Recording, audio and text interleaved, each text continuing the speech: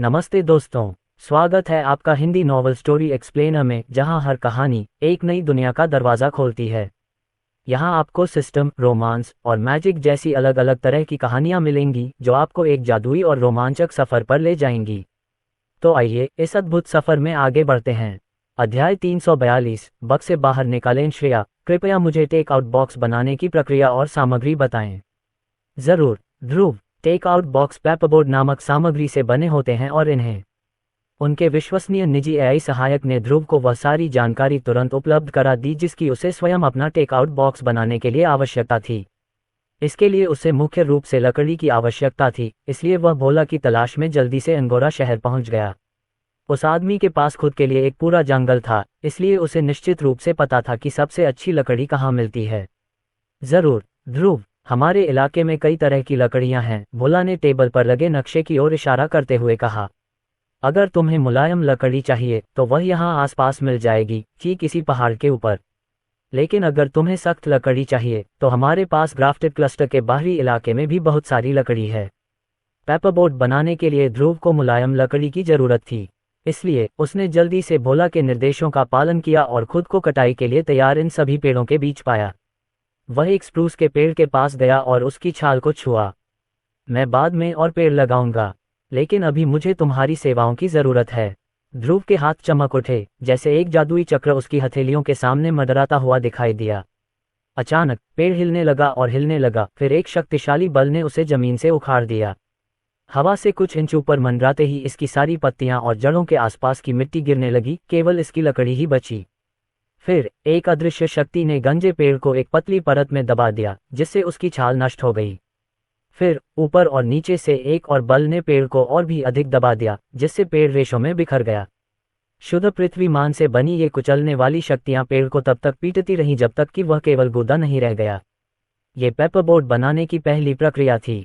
शुक्र है कि श्रेया कुछ ही मिनटों में प्रक्रिया को सरल बनाने के लिए एक अनुकूलित चार्ट स्टार स्पेल बनाने में सक्षम थी। इसके बाद इस गूदे को साफ किया गया और उसमें से मिट्टी और पेड़ के रस जैसी अशुद्धियां हटा दी गईं। श्रेया ने गूदे में मौजूद सभी रसायनों के अद्वितीय मान, हस्ताक्षरों और अनुपातों की पहचान की और इसे पूरी तरह से नष्ट करने के लिए एक मंत्र बनाया।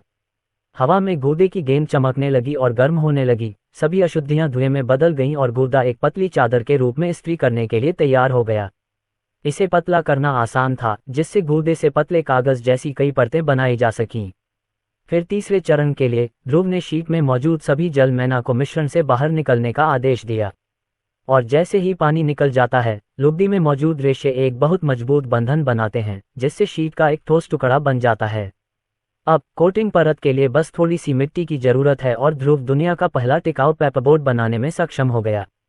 ये कागज से कहीं ज्यादा मोटा था और इसे बनाने में ज्यादा खर्च किए बिना ही यह बहुत ज्यादा ताकतों का सामना कर सकता था। ये टेक आउट बॉक्स के लिए एकदम सही सामग्री थी। जैसे ही उसने कागज की शीट पर टेक आउट बॉक्स का खुला लेआउट बनाया, उसके हाथों में एक जादुई घेरा दिखाई दिया और अचानक बाकी पेपरबोर्ड से आकृति कट गई, जिससे कई टेक आउट बॉक्स बन गए जो मोड़े जाने और इस्तेमाल के लिए तैयार थे। उन्होंने शेष दिन टेक आउट बक्सों के लिए और अधिक कटआउट बनाने में बिताया, जो मैकेटोनी रेस्तरां के लिए कम से कम एक सप्ताह की सेवा के लिए पर्याप्त थे। अपने काम से संतुष्ट होकर ध्रुव ने अपनी परछाई का उपयोग किया और उसे तथा बाकी कटआउट को ट्रक स्टॉप पर वापस ले गया। टोनी ने गरम चिकन पैन को दीवार पर फेंकना लगभग बंद कर दिया था, तभी ऊपर छत से टेक आउट डिब्बों के ढेर गिरने लगे। इससे मुझे आश्चर्य हुआ। टोनी ने बुदबुदाते हुए चिकन को वापस मेज पर रख दिया।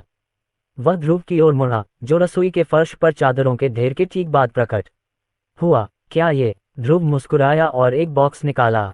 उसके हाथ के एक साधारण मोड़ से मोटे कागज की सपाट शीट खुद ही मुड़कर एक आयताकार बॉक्स बन गई जो क्लैम की तरह खुल गई। ध्रुव ने बताया, हाँ, ये टेक आउट बॉक्स है। यही वह जगह है जहां आप ग्राहकों को चिकन परोसेंगे।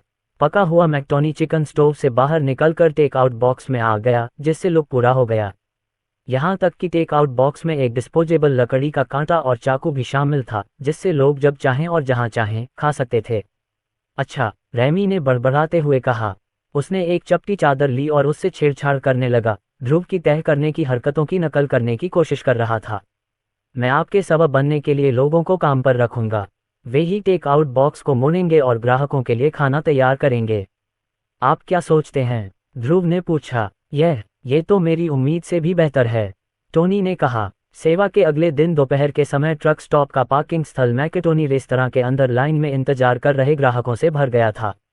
एक बार फिर से आने वाला ग्राहक अपने साथ एक मित्र को लेकर आया जिसने अभी तक मैकेटोनी का फ्राइड चिकन नहीं चखा था। मेरा विश्वास करो, तुम्हें ये पसंद आएगा। वे दोनों रेस्तरां में दाखिल हुए और देखा कि पूरा रेस्तरां भर चुका था। उनके खाने के लिए कोई सीट खाली नहीं थी। दोस्त तुरंत हिचकिचाया, मैंने सुना है कि अंदर सीट पाने के लिए 2 मोमबत्तियां जलानी पड़ती हैं। मुझे खेद है, लेकिन मैं इतना लंबा इंतजार नहीं कर सकता। वापस आने वाला ग्राहक अपने दोस्त की शिकायत का खंडन नहीं कर सका।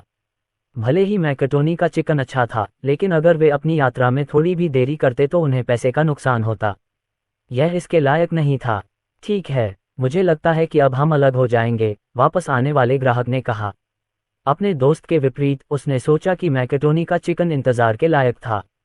उसने देखा कि उसका मित्र अपने घोड़े पर चढ़कर दूर जाने के लिए तैयार हो रहा है। इसके बाद वह व्यक्ति रेस्तरां में वापस आया और 2 या 3 मोमबत्तियों के जलने तक प्रतीक्षा करने के लिए तैयार हो गया। नमस्ते, मैकेटोनी में आपका स्वागत है। क्या मैं आपका ऑर्डर ले सकता हूँ? काउंटर के दूसरी ओर से एक लामिया ने तुरंत उनका स्वागत किया। वह उसे पहचान नहीं पाया, लेकिन उसने जो यूनिफॉर्म पहनी थी और उसकी छाती पर जो चिन्ह था, उससे ऐसा लग रहा था कि वह मैकेटोनी की हाल ही में काम पर रखी गई कर्मचारी थी। क्या मुझे एक मैकेटोनी चिकन मिल सकता है? निश्चित रूप से, सर। और चूंकि हमारे पास आपके बैठने के लिए कोई टेबल नहीं है, इसलिए हमें आपके ऑर्डर को टेक आउट में बदलना होगा, लामिया ने उसका ऑर्डर लेते हुए कहा। उस आदमी को नहीं पता था कि वह किस बारे में बात कर रही थी, लेकिन इससे पहले कि वह उससे कुछ पूछ पाता, वह वापस रसोई में चली गई और कुछ सेकंड बाद ही वापस लौटी। वह हाथ में एक बक्सा और चेहरे पर मुस्कान लिए बाहर आए। काउंटर पर पहुंचते ही उसने डिब्बा उसके सामने रख दिया और कहा, ये रहा आपका ऑर्डर सर। आनंद लीजिए। अध्याय 343, कैस्टेल की समस्या। हाँ, लामिया ने जवाब दिया। और यह आपका ऑर्डर है। उसने डिब्बा उसकी ओर बढ़ाया और तुरंत ही मसाले और ड्रैगन विस्कस की अनोखी खुशबू उसकी नाक में घुस गई। ये निश्चित रूप से प्रसिद्ध मैकेटोनी चिकन था जिसे वह खाने के लिए तरस रहा था। फिर भी उसके पैरों में दर्द होने तक इंतजार करने के बजाय रेस्तरां ने उसे चिकन डिलीवर कर दिया, इससे पहले कि वह बदले में मिले पैसे गिन पाता। उसे इस बात पर यकीन ही नहीं हुआ। यह क्या है? आदमी ने हैरानी से पूछा। यह एक टेक आउट ऑर्डर है, सर। जैसा कि नाम से ही स्पष्ट है, आप चिकन को रेस्तरां से बाहर ले जा सकते हैं और जहां चाहें वहां खा सकते हैं। मददगार लामिया ने उसके लिए डिब्बा खोला, जिसमें चिकन की साफ और चमकदार त्वचा दिख रही थी। वह लगभग कुरकुरेपन की कल्पना कर सकता था। टेक आउट के साथ एक कांटा और एक चाकू भी शामिल है, इसलिए आप इसे घर पर या अपनी गाड़ी में खा सकते हैं। उन्होंने चिकन के ठीक बगल में रखे लकड़ी के बर्तनों की ओर इशारा करते हुए कहा। आदमी को यकीन नहीं हुआ। ये कमाल है। ये बहुत तेज है, और अब हमें सीट पाने के लिए लंबा इंतजार नहीं करना पड़ेगा। ये सही है, सर। लामिया मुस्कुराए। क्या मुझे एक और ऑर्डर मिल सकता है? आदमी ने सिक्कों का एक गुच्छा उसकी ओर बढ़ाते हुए कहा। निश्चित रूप से। उसे चिकन का दूसरा डिब्बा देने में बस कुछ ही सेकंड लगे। वह आदमी खुशी से झूमता हुआ मैकेटोनी के 2 डिब्बे लेकर रेस्टोरेंट से बाहर भागा। वहां उसने देखा कि उसका दोस्त ट्रक स्टॉप से निकलकर गोल्डन रोड पर घोड़े पर सवार होकर वापस आ रहा है। रुको, आदमी चिल्लाया, तुम विश्वास नहीं करोगे कि मेरे हाथ में क्या है। उसका दोस्त सड़क के बीच में रुक गया और उसे आश्चर्य हुआ कि वह इतना अजीब व्यवहार क्यों कर रहा है। और इसलिए ज्यादा समय नहीं बीता था कि मैकेटोनी के ग्राहकों को क्रांतिकारी टेक आउट बॉक्सों के बारे में पता चल गया, जो भविष्य में खाद्य उद्योग को पूरी तरह से बदल देंगे। किंग्सब्रिज टाउन में ध्रुव द्वारा रीबॉर्न कंपनी के लिए बनाई गई पहली इमारत में कास्टेल था, जो रीबॉर्न कंपनी से संबंधित ढेर सारे कागजों के ढेर में दबा हुआ था। कार्यवाहक सीईओ के रूप में कंपनी को बचाए रखने में उनकी बहुत सारी जिम्मेदारियां थीं। उदाहरण के लिए, वह किंग्स क्षेत्र में होने वाले सभी व्यापार और वाणिज्य के लिए व्यवहारिक रूप से प्रभारी थीं, जो काफी तनावपूर्ण था क्योंकि एक गलत कदम से रीबॉर्न कंपनी को लाखों सोने के सिक्कों का नुकसान हो सकता था। लेकिन ध्रुव ने जो प्रतिभा और कौशल उसे प्रदान किया, उसके कारण वह आगे बढ़ने में सफल रही और राष्ट्र को पहले से भी अधिक समृद्ध बनाने में सफल रही। इस वजह से किंग्स क्षेत्र में उनके सहकर्मियों द्वारा हाल के वर्षों में सबसे सफल व्यवसायी महिला के रूप में उनकी सराहना की जा रही थी। हालांकि इन सब तालियों और प्रशंसाओं से प्रतिभाशाली कास्टेल को कोई खुशी नहीं मिली। आखिरकार उसके दिमाग में लगातार धोखेबाजी का भाव भरता जा रहा था। उसे ऐसा नहीं लगता था कि उसने ध्रुव और रीबॉर्न कंपनी के लिए अच्छा काम किया है। उनसे राष्ट्र को समृद्ध बनाने के लिए मार्गदर्शक की भूमिका निभाने की अपेक्षा की गई थी, लेकिन इसके बजाय वे ही इसमें बाधा बन रही हैं। ऐसा इसलिए था क्योंकि वह संसाधनों की कमी की समस्या का समाधान नहीं ढूंढ पा रही थी। जितने भी विचार और प्रस्ताव उसने सोचे थे वे सभी विफल हो गए क्योंकि वे कंपनी के लिए अधिक संसाधन जुटाने में असमर्थ थे। अगर उन्होंने अपना काम ठीक से किया होता तो ध्रुव को अभी इस बात की चिंता नहीं होती और वह पहले से भी अधिक तेजी से राष्ट्र का विस्तार करते रहते। बेशक किसी ने भी नहीं सोचा था कि वह कमी का कारण थी। रिबॉर्न कंपनी द्वारा बनाए जा रहे कई प्रोजेक्ट्स के लिए सामग्री की कमी होना सामान्य बात थी। हालांकि कैस्टेले की पूर्णता की भावना उसे इससे खुश नहीं होने देती। इसी वजह से वह अपने कार्यालय में ही सिमटी रही, तब भी जब ध्रुव उसे क्वींस क्षेत्र में अपने साथ आने के लिए कह रहा था। सांस। कास्टेल ने अपनी बाहें फैलाईं और जम्हाई ली। वह एक और पूरी रात जागने वाली थी। तभी अचानक उसके कमरे में लाइट बल्ब से टिमटिमाती हुई एक परछाई उसके सामने आई। मैं यहाँ एक खोज की रिपोर्ट देने आया हूँ, मिस कास्टेल। छाया एक ऑक्यूपाइन ऑक में बदल गई। चूंकि वह सीईओ थी, इसलिए ध्रुव हमेशा उन्हें कंपनी में होने वाली हर चीज में शामिल करता था, शैडो ऑफ रिबॉर्न के माध्यम से। वह उन्हें मैकेटोनी और क्वींस क्षेत्र के अंदर की अन्य खबरों सहित सभी चीजों की जानकारी देता था। इतना ही नहीं, बल्कि कंपनी में उसकी स्थिति के कारण उसे एक हाई शैडो को अपना निजी सहायक बनाने का अधिकार प्राप्त था। यह ऑक्यूपाइन ऑक एक ऐसा ही जोनिन या हाई शैडो था, और उसने उसे निर्देश दिया था कि वह रिबॉर्न कंपनी के सामने आने वाली किसी भी व्यावसायिक संभावना के बारे में उसे बताए। यह क्या है? कास्टेल ने पूछा, अपनी आंखों को अपने कागजी काम से हटने नहीं दिया। अंगोरा शहर में कुछ चर्चा है कि क्वींस क्षेत्र के दक्षिणी सिरे पर कुछ मेहमान आएंगे। ऐसा लगता है कि ये मेहमान खाद्य उद्योग के बड़े नाम माने जाते हैं, जिनमें से प्रत्येक गोल्डन 500 रैंकिंग में शामिल है। अंत में उसने ऑक्यूपाइन की ओर देखा। उसकी इंद्रियों ने उसे बताया कि यह खबर बहुत महत्वपूर्ण थी। वे कौन हैं और वे अंगोरा शहर क्यों आना चाहते हैं? उसने उत्सुकता से लेकिन सावधानी से पूछा। कुल 4 आगंतुक हैं। एक 446वीं रैंक वाली कंपनी का प्रतिनिधि है, दूसरा 431वीं रैंक वाली कंपनी का प्रतिनिधि है, एक 425वीं कंपनी का प्रतिनिधि है, और अंतिम लेकिन सबसे महत्वपूर्ण, एक आगंतुक पूरी दुनिया में 200वीं रैंक वाली कंपनी का प्रतिनिधि है। ये सुनकर कास्टेल को आश्चर्य हुआ। दुनिया में 200वें स्थान पर आने वाली कंपनी वैश्विक बाजार में प्रतिस्पर्धा करने के लिए काफी मजबूत थी। उसने नहीं सोचा था कि रिबॉर्न को अपने विस्तार में इतनी जल्दी इतने बड़े खिलाड़ी का सामना करना पड़ेगा। उनके इरादे क्या हैं? वे अंगोरा शहर क्यों जाना चाहते हैं? उसने पूछा। ये वह बिंदु था जहां उसने अपने कागजात देखना पूरी तरह से बंद कर दिया। अब उसका ध्यान ऑक के अगले शब्दों पर था। हमारे सूत्रों के अनुसार वे क्वींस क्षेत्र के दक्षिणी छोर पर अपने व्यवसाय का विस्तार करने की योजना बना रहे हैं। हमारा अनुमान है कि वे संभवतः अंगोरा शहर में एक फ्रैंचाइज स्टोर का निर्माण करना चाहते हैं। कास्टेल की आंखें इधर उधर घूम रही थीं क्योंकि वह स्थिति का विश्लेषण कर रही थी। मेरा अनुमान है कि निचली रैंक वाली 3 कंपनियां 200वीं रैंक वाली कंपनी की सहायक कंपनियां हैं। ऑक्यूपाइन ने सिर हिलाया। ये सही है, वे सभी रेस्तरां की एक ही फ्रैंचाइज का हिस्सा हैं। लेकिन अब क्यों? कैस्टेल ने जोर से पूछा। क्या इसका कारण यह है कि क्वींस क्षेत्र में गोल्डन रोड की प्रतिस्पर्धा और भी ज्यादा भयंकर होती जा रही है? हमारा भी यही अनुमान है, ऑक ने जवाब दिया। और भले ही हम बास्टर्ड बैंडिट्स के दिल के करीब नहीं पहुंच सकते, लेकिन हमें इतनी गपशप मिल रही है कि हमें पता चल गया है कि ब्लेजेल को उनके आगमन के बारे में पता चल गया है। वह सबसे अधिक संभावना है कि उन्हें फ्लेयरकॉर्प के साथ गठबंधन करने की कोशिश करेगी। बास्टर्ड बैंडिट्स धीरे धीरे अपने सदस्यों को खो रहे थे, इसलिए ब्लेजेल के लिए बास्टर्ड बैंडिट्स के बाहर से और अधिक सहयोगी जुटाने की कोशिश करना ज्यादा संभव था। यही एकमात्र तरीका था जिससे वह रिबॉर्न की बढ़ती ताकत का मुकाबला करने की कोशिश कर सकती थी। अध्याय 344। रसोइयों का कारवान गाड़ी को एक बहुत बड़े बंदर जैसे जानवर द्वारा खींचा जा रहा था जिसके हाथ और पैर घोड़े जैसे खुर वाले थे। इस घोड़े बंदर संकर ने जंगल में कारवां को कुशलता से खींचा, टीलों के ऊपर से, पेड़ों के बीच से और यहाँ तक कि बिना किसी परेशानी के खड्डों से भी। आखिरकार इस जानवर को विशेष रूप से इस तरह की यात्रा के लिए पाला गया था जहाँ यात्रा करने के लिए ज्यादा सड़क नहीं थी। गाड़ी के अंदर 4 लोग थे, जिनमें से हर एक ने महंगे रेशमी सूट और लबादे पहने हुए थे, जो उनके समाज में उनके पदानुक्रम को दर्शाते थे। कम से कम इतना तो कहा ही जा सकता है कि वे बहुत संपन्न थे। वे कोई और नहीं बल्कि 4 प्रतिनिधि शेफ थे जो अपनी कंपनी के रेस्तरां का विस्तार करने के लिए दक्षिण में आए थे। वे तीनों बगल की सीटों पर बैठ गए, जबकि आखिरी व्यक्ति सबसे पीछे बैठा था, जहां आराम से सोने के लिए पर्याप्त जगह थी। वे कई महीनों से यात्रा कर रहे थे तथा अपने विस्तार के लिए सर्वोत्तम स्थान ढूंढने के लिए क्वींस क्षेत्र के दक्षिणी सिरे तक पहुंचने का प्रयास कर रहे थे। जब वे जंगल से गुजर रहे थे तो अचानक उन्हें कुछ दबंग व्यक्तियों ने रोका जिनके बैग पर चाकू थे।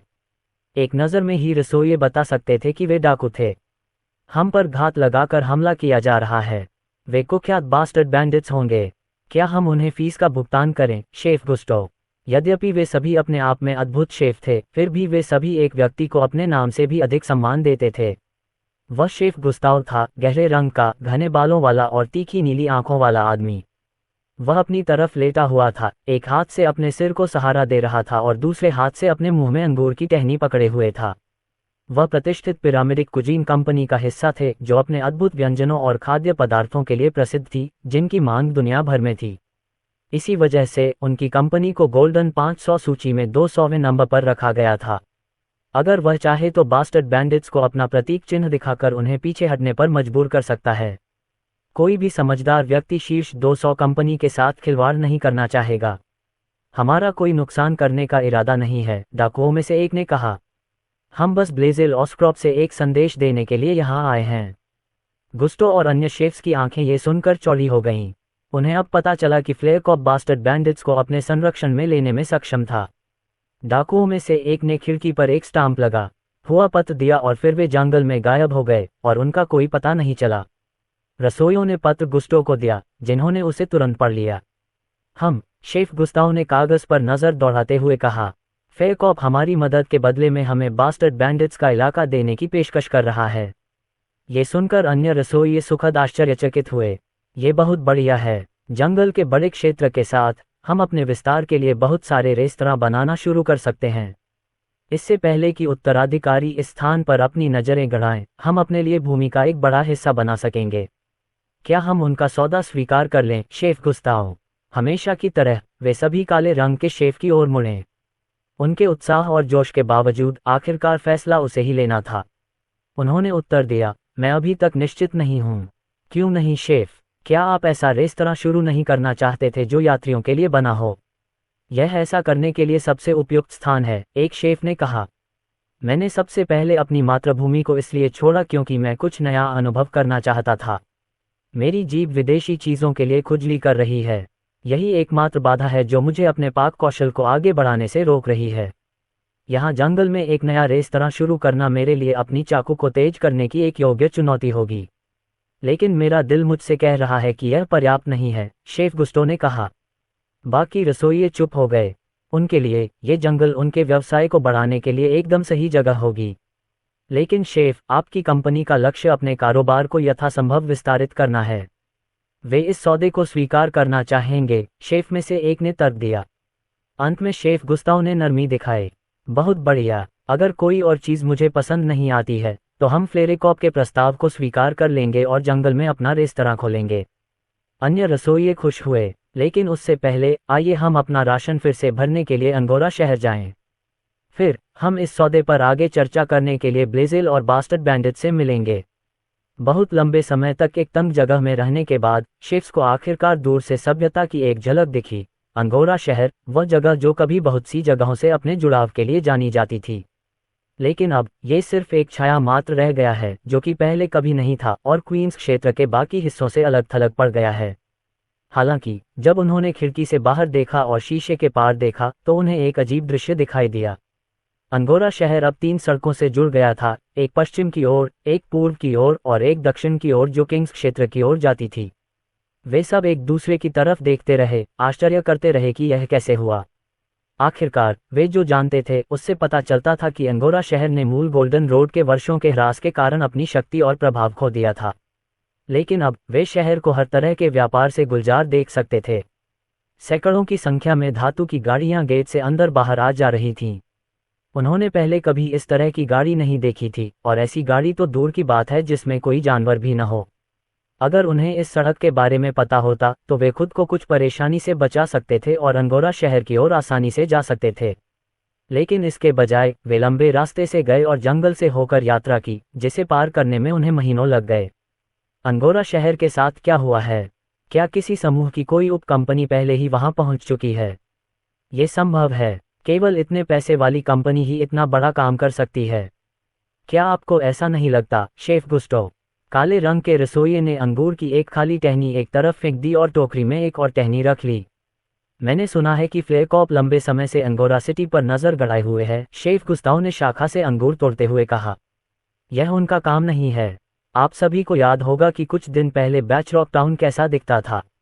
अंगोरा सिटी फ्लेयरकॉप के अधीन होने से बहुत खुश दिखती है। बाकी 3 शेफ ने समझ में सिर हिलाया। दुनिया के शीर्ष 10 समूहों के अंतर्गत आने वाली उन उत्तराधिकारियों, उन उप कंपनियों पर सिर्फ वही टिप्पणी कर सकते थे।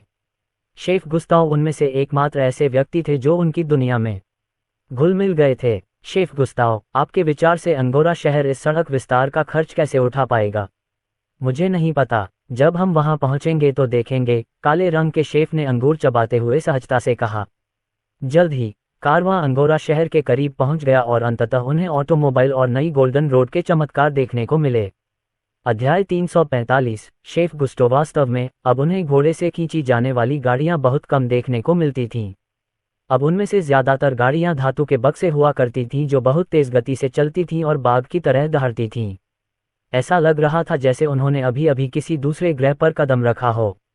ऐसा लग रहा था कि वे ही अकेले लोग थे जो इन धातु के वाहनों पर अजीब महसूस कर रहे थे।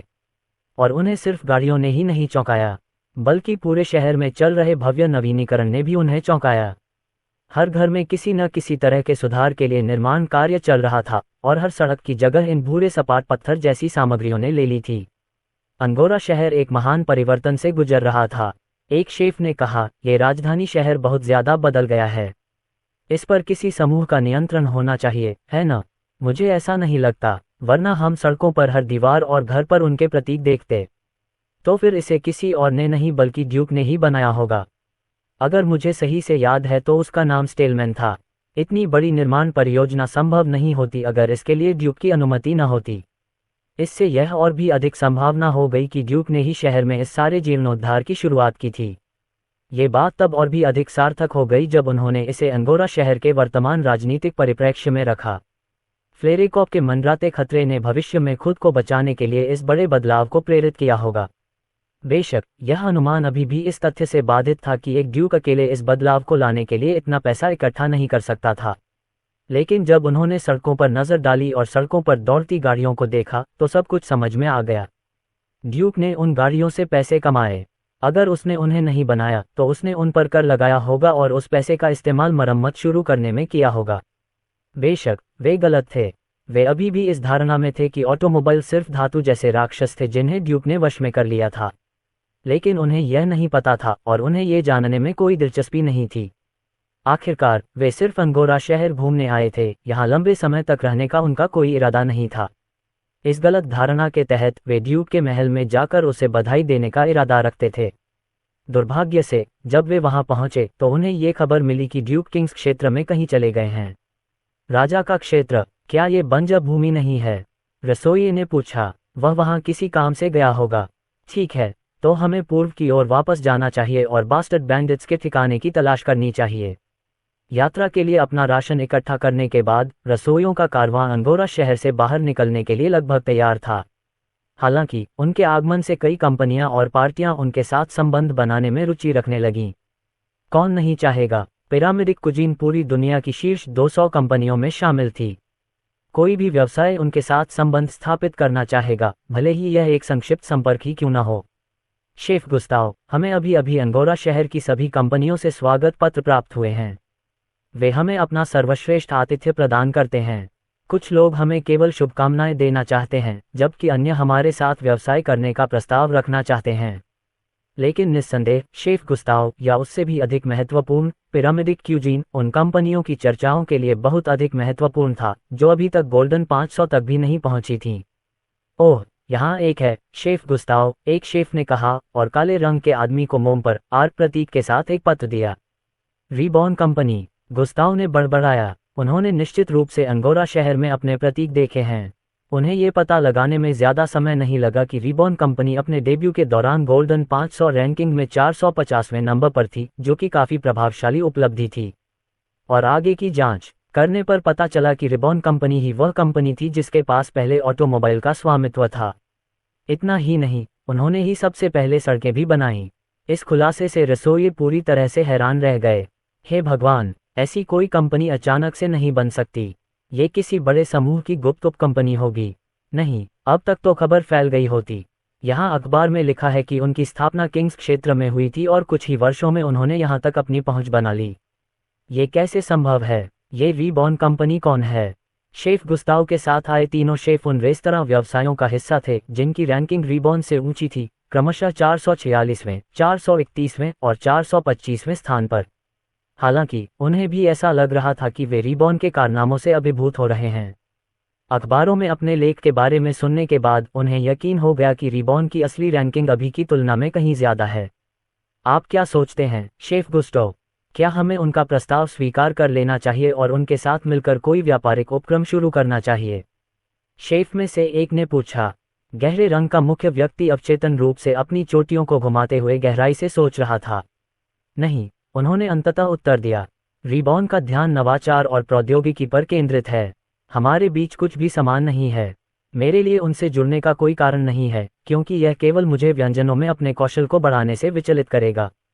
जब कास्टेल अपने कार्यालय में काम कर रही थी तो उसने दरवाजे पर दस्तक सुनी।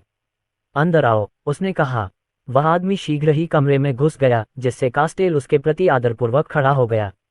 मास्टर राजीव, आपको सुप्रभात, उसने कहा। वह व्यक्ति कोई और नहीं बल्कि राजीव वर्मा थे, जो अपने सम्मान और कर्तव्य के लिए प्रसिद्ध थे और महान ध्रुव वैंडरबिल्ट के पिता के रूप में भी जाने जाते थे। कृपया, मैंने आपसे कहा था कि आप मुझे राजीव कहकर बुलाएं।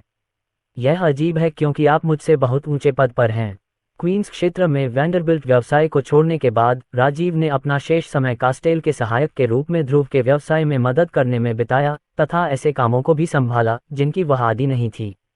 उदाहरण के लिए, राजीव को अफवाहों से पता चला था कि पिरामिडिक कुजीन का एक प्रसिद्ध शेफ अंगोरा शहर में आया था। जब उन्होंने ये सुना तो उन्हें बहुत पुरानी यादें ताज़ा हो गईं। आखिरकार पिरामिडिक भोजन ने उनके दिल में एक विशेष स्थान बना लिया था, और वह भी उनकी युवावस्था की एक घटना के कारण। यहीं पर उनकी मुलाकात इशिता से हुई और पहली नज़र में ही उन्हें उनसे प्यार हो गया।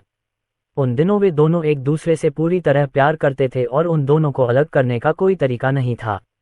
हालांकि हाल ही में चीजें बदल गई हैं। दोनों के बीच काफी दूरियां आ गई हैं। वे अब भी एक दूसरे से बातें करते थे और एक दूसरे के साथ समय बिताते थे, लेकिन जो चिंगारी कभी उनके बीच थी वह समय के साथ बुझ गई लगती थी। और इसलिए पिरामिडिक कुजीन से एक शेफ के अंगोरा शहर में आने की संभावना ने उन्हें सबसे ज्यादा उत्साहित किया। वह संभवतः उस आग को फिर से जला सकता था जो कभी उनके दिलों में थी।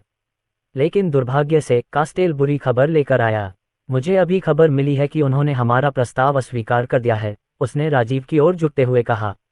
अध्याय 346, अस्वीकृति। मुझे खेद है, मुझ में कौशल की कमी है। कास्टेल ने जमीन पर घुटने टेकते हुए माफी मांगी। राजीव ने तुरंत अपनी निराशा छिपाने की कोशिश की। अरे कोई बात नहीं, इसमें तुम्हारी कोई गलती नहीं है, उसने उसे आश्वस्त किया। पिरामिडिक व्यंजन हमेशा से केवल कुलीन वर्ग के लिए आरक्षित थे।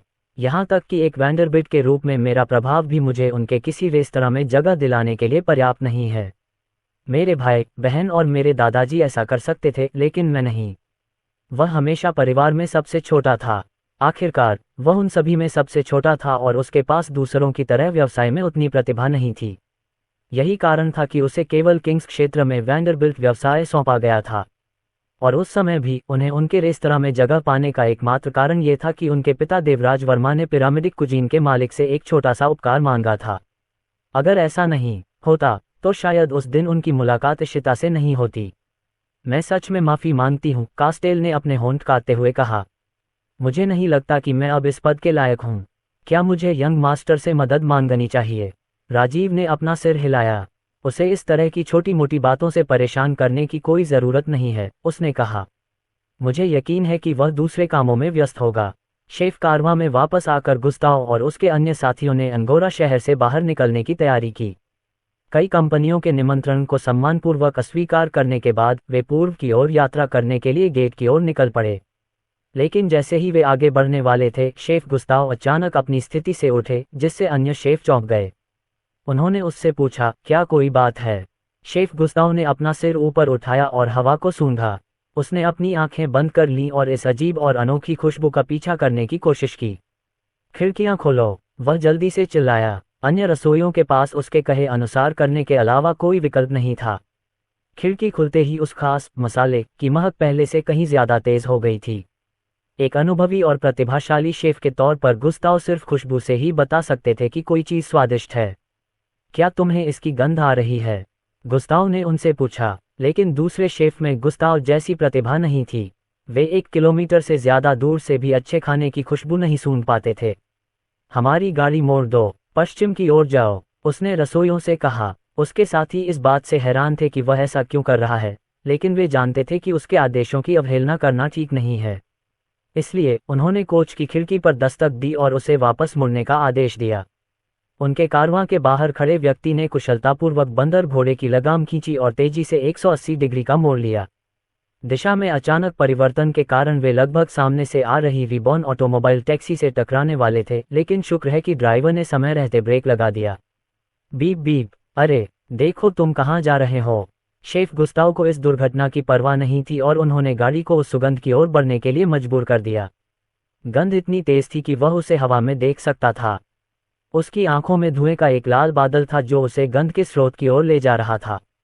कारवां सड़क और यातायात के नियमों की अवहेलना करते हुए वाहनों की भीड़ के बीच से गुजरा ताकि शेफ गुस्ताव उस गंध के स्रोत तक पहुंच सकें। और अंततः कुछ ही मिनटों के बाद वे वहां पहुंच गए। अंगोरा शहर के पश्चिमी गेट के पास कुछ अर्धमानव निर्माण श्रमिक खड़े थे, जो एक भूमिगत परियोजना पर काम करने के बाद ब्रेक ले रहे थे। वे सभी कंक्रीट और पत्थर के मलबे के ढेर के पास इकट्ठे हुए। उनकी वर्दी पूरी तरह से गंदी और दागदार थी। हालांकि उन्हें इसकी बिल्कुल भी परवाह नहीं थी। वे बस जमीन पर बैठे रहे, कुछ ऐसा खा रहे थे जो कुरकुरा और लाल दिख रहा था। शेफ गुस्ताव इसे और बर्दाश्त नहीं कर सके और गाड़ी से बाहर कूद पड़े, जिससे अन्य शेफ आश्चर्यचकित हो गए। काले रंग का वह व्यक्ति निर्माण कार्य में लगे श्रमिकों की ओर भागा, जिन्हें उसके आने का तभी पता चला जब वह उनसे आमने सामने आ गया। हाँ, माफ करना, शेफ गुस्ताव ने सांस रोककर कहा। वह क्या है? उन्होंने उनके हाथों में पकड़े स्वादिष्ट और रसदार चिकन की ओर इशारा किया। ओह, ये येलो हॉबमैनकी के एक कर्मचारी ने कहा। ये मैकेटोनी का चिकन है। चिकन का ये टुकड़ा ही उस गंध का स्रोत था। शेफ गुस्ताव के चेहरे पर आश्चर्य और विस्मय की लहर दौड़ गई। उसने सोचा कि यह खुशबू उसे शहर के किसी हाई एंड रेस्टोरेंट या कम से कम सड़क के किनारे किसी अनदेखी खाने की दुकान तक ले जाएगी। उसे उम्मीद नहीं थी कि इतना स्वादिष्ट खाना जमीन पर बैठकर खाया जाएगा। यहाँ आसपास कोई रेस्टोरेंट या प्रतिष्ठान भी नहीं था। आखिर उन्हें ये बात कहाँ से मिली? वह, क्या मैं एक निवाला खा सकता हूँ? उसने पूछा। हालांकि शेफ गुस्ताव अपने देश में एक प्रसिद्ध शेफ थे, लेकिन अभी वे एक भिखारी की तरह दिख रहे थे जिसने पूरे एक हफ्ते से कुछ भी नहीं खाया हो। इससे कोई मदद नहीं मिली कि वे उनके खाने को गौर से देख रहे थे। जरूर, लो, एक कांटा लो, हॉबमैनकी ने कांटे पर चिकन का एक टुकड़ा चिपकाते हुए कहा। गुस्ताव ने बर्तन को देखा। ये लकड़ी से बना था, लेकिन चिकन की खुशबू आने पर उसके सारे सवाल दूर हो गए। ओह चिकन! वह चिकन के अंदर मसालों के टकराने और मिश्रण की गंध महसूस कर सकता था, जिससे वह अनोखी और भारी खुशबू आ रही थी जो उसे यहाँ तक खींच लाए। और अंततः सच्चाई के क्षण में गुस्ताव ने एक निवाला खाया। क्रंच! और तुरंत ही उसके दांतों के नीचे उसकी कुरकुरी त्वचा चटक गई। इसके तुरंत बाद चिकन के सफ़ेद मांस ने उसके मुंह की ओर अपना रस लाया, जिससे उसे उसके मसालों का पूरा स्वाद मिला। उसने इसे फिर से चबाया। चिकन की कुरकुरी त्वचा और रसदार मांस को मिलाकर एक ऐसा अनुभव दिया कि उसके मुंह में विस्फोटों की झड़ी लग गई। मुझे नहीं पता था कि ड्रैगन विस्कस का इस तरह से उपयोग किया जा सकता है, गुस्ताव ने नम आंखों से कहा। यह भोजन उसकी जीभ के लिए एक रहस्योद्घाटन था। शेफ गुस्ताव, क्या आप ठीक हैं? तुम इतनी दूर दौड़कर यहाँ क्यों आए? क्या ये चिकन है? गुस्टो ने दूसरे शेफ की तरफ देखा और सिर हिलाया। आपको यह चिकन जरूर आजमाना चाहिए, ये बहुत स्वादिष्ट है। दूसरे शेफ्स ने निर्माण कार्य में लगे मजदूरों को देखा जो चुपचाप अपना खाना खा रहे थे। उन्हें यकीन ही नहीं हो रहा था कि जमीन पर बैठकर खाया गया खाना मशहूर शेफ गुस्ताव को इतना पसंद आएगा। लेकिन अंत में निर्माण श्रमिकों ने उदारतापूर्वक उनके साथ चिकन का एक टुकड़ा साझा किया, जिससे उन्हें मैकेटोनी के चिकन का स्वाद चखने का मौका मिला। और जल्द ही उनकी आंखें चौड़ी हो गईं और उनका चबाना और भी तेज हो गया।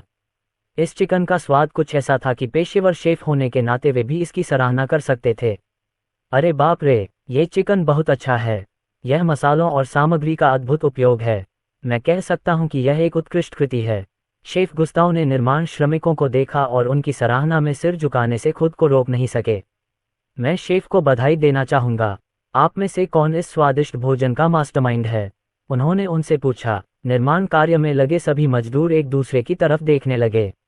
अंत में पीले रंग के होबमैनकी ने उन्हें सच्चाई बता दी। हमने इसे मैकेट्रोनी से टेक आउट के रूप में लिया है। अध्याय 347 गुस्ताव का दौरा। इसी समय शेफ गुस्ताव की नज़र एक अजीब कागज जैसी प्लेट पर पड़ी जिस पर वे खाना खा रहे थे। ये बहुत ही असामान्य था। हाँ, हमारे पास रेस्तरां में खाने का समय नहीं है, इसलिए हमने इसे बाहर निकाला और यहीं खा लिया, येलो होबमैनकी ने उत्तर दिया। तुमने जिस रेस्तरां की बात की थी वह कहाँ है? मैकेट्रोनी का है न? निर्माण श्रमिकों ने शेफों को निर्देश दिया कि मैकेट्रोनी कहाँ मिलेगा। रुको, क्या तुम वहां जाने के लिए अपनी गाड़ी का उपयोग करने जा रहे हो? ये बहुत धीमी है। शेफ्स को ये अर्धमानवीय शब्द सुनकर बुरा लगा। आखिरकार उनका घोड़ा बाजार में उपलब्ध सबसे तेज राक्षसों में से एक माना जाता था। आप क्या सुझाव देते हैं?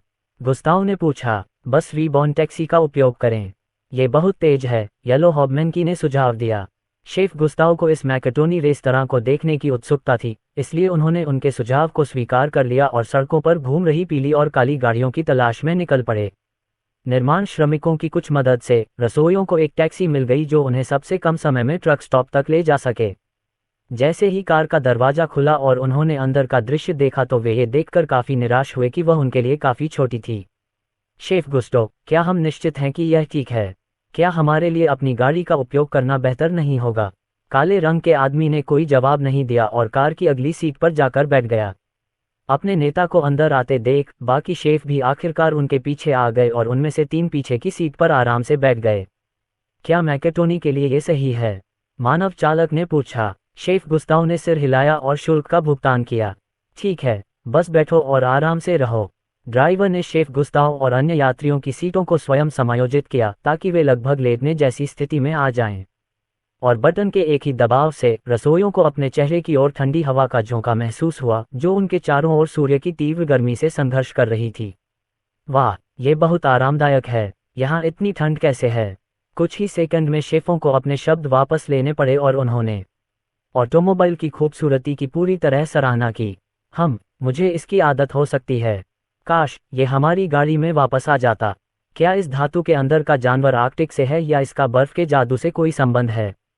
ड्राइवर ने हंसते हुए कहा। इस कार के अंदर कोई राक्षस नहीं है, उसने समझाया। ये सब सिर्फ इंजन की बदौलत है जो बदलाव लाता है। उन्होंने इंजन के काम करने के तरीके के बारे में बुनियादी भौतिकी की व्याख्या की। एक रिबॉनियन ड्राइवर के रूप में जब उन्होंने अपनी प्रतिभा को जागृत किया तो उन्हें इंजन के बारे में पर्याप्त ज्ञान प्राप्त हुआ ताकि अगर कार खराब हो जाए तो वे उसे ठीक कर सकें। बेशक रसोइये उसके मुंह से निकली एक भी बात नहीं समझ पाए, इसलिए वे अभी भी इस बात पर संदेह कर रहे थे कि यह वाहन केवल ईंधन नामक एक तरल पदार्थ पर चलता है। आप आराम से बैठ जाए, मैं आपको जल्द से जल्द वहां पहुंचा दूंगा, ड्राइवर ने गैस पैडल दबाते हुए कहा। और तुरंत ही कार तेजी से गेट से बाहर निकली और गोल्डन रोड पर निकल गई। डर के मारे शेफ एक दूसरे को पकड़कर खड़े हो गए। उन्हें नहीं पता था कि गाड़ियां इतनी तेज दौड़ सकती हैं। ऐसा प्रतीत हुआ कि इस नए अनुभव का आनंद लेने वाले एकमात्र व्यक्ति शेफ गुस्ताव थे, जिन्होंने अपना हाथ खिड़की से बाहर निकाला और अपनी हथेलियों से हवा के तेज झोंके को महसूस किया। और इसलिए टैक्सी गोल्डन रोड पर चल पड़ी, फास्ट लेन पर। शेफ ने सावधानी से खिड़की से बाहर झांका और देखा कि कैसे वे एक पारंपरिक घोड़ा गाड़ी से आगे निकल गए जो राजमार्ग के दाईं ओर चल रही थी। हे भगवान, एक रसोइये ने कहा। गाड़ी धूल में पीछे छूटती जा रही थी। क्वींस क्षेत्र के कुलीन घुड़सवार भी इन गाड़ियों के सामने टिक नहीं पाते थे। अब जाकर उन्हें सही मायने में ऑटोमोबाइल की ताकत का एहसास हुआ। इस कार के साथ वे यात्रा के दिनों को कुछ ही समय में पूरा कर सकते थे। कुछ समय बाद वे अंततः अपने गंतव्य पर पहुंच गए। दूर से शेफ गुस्ताव ने अंधेरी रात के तारों भरे आसमान के बीच चांद जैसी चमक देखी। करीब से देखने पर उसे पता चला कि यह चांद नहीं था, बल्कि धुआं उगलते चिकन का चमकता हुआ प्रतीक था।